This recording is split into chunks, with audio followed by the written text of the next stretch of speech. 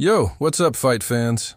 Welcome back to the channel, where we break down everything from shocking knockouts to the wildest behind-the-scenes stories in MMA and boxing. Today's video? Oh man, this one's gonna fire you up. We're talking about Joe Rogan absolutely going off on UFC judges. And not just him, Ilia Topuria, Sean Strickland, and even Daniel Cormier chimed in. So buckle up, because we're exposing some serious flaws in the judging system that could literally make or break a fighter's career. All right, imagine this. You assign someone who barely speaks Spanish to judge a Spanish-speaking poetry contest. Sounds ridiculous, right? Well, guess what? That's basically what's been happening in MMA for years. Instead of language barriers, it's a complete lack of fight knowledge. We're talking about judges who can't even recognize a kimura when they see it. And these people are deciding careers. Joe Rogan broke it all down on episode number 166 of the JRE MMA show, and he didn't hold back. He talked about how early on in the UFC, some judges were literally asking, "What is he doing?" during a grappling exchange.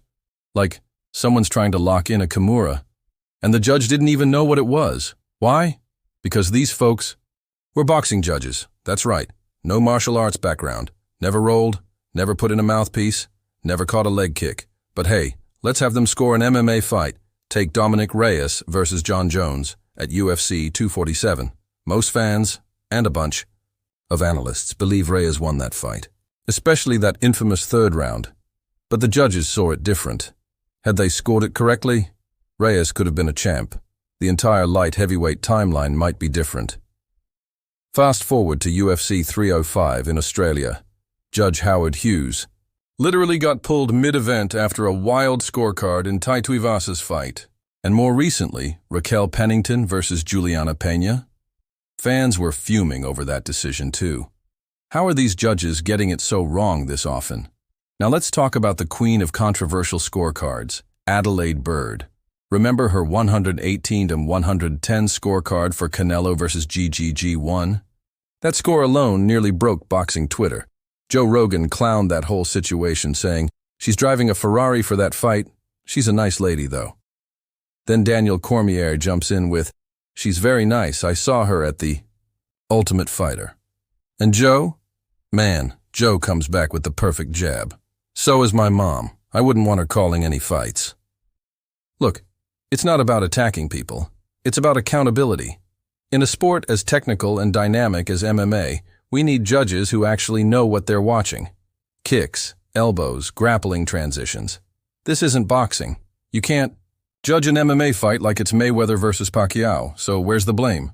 According to Rogan, and he's not wrong, it's the athletic commissions. They're the ones assigning these judges. Sure, the unified rules of MMA brought structure, but structure doesn't mean qualified personnel. That's the problem. Ilia Topuria, the former featherweight champ, called the whole thing crazy. And honestly, he's right. Sean Strickland went off too, saying, "I don't think they watch fights. I don't think they know fighting." These are active fighters calling it out in real time. So here's the real question. What now? Should commissions finally step up and demand that judges have actual MMA experience? Should they be former fighters, coaches, at least trained in BJJ or Muay Thai? Let us know in the comments. Drop your thoughts below. Should we see full reform? Or is the system just too far gone? If you liked the video, smash that like button, hit subscribe, and turn on notifications so you don't miss the next one. We're breaking down the biggest stories in combat sports every single week. Until next time, keep your guard up, keep the takes hot, and we'll catch you in the next round. Peace.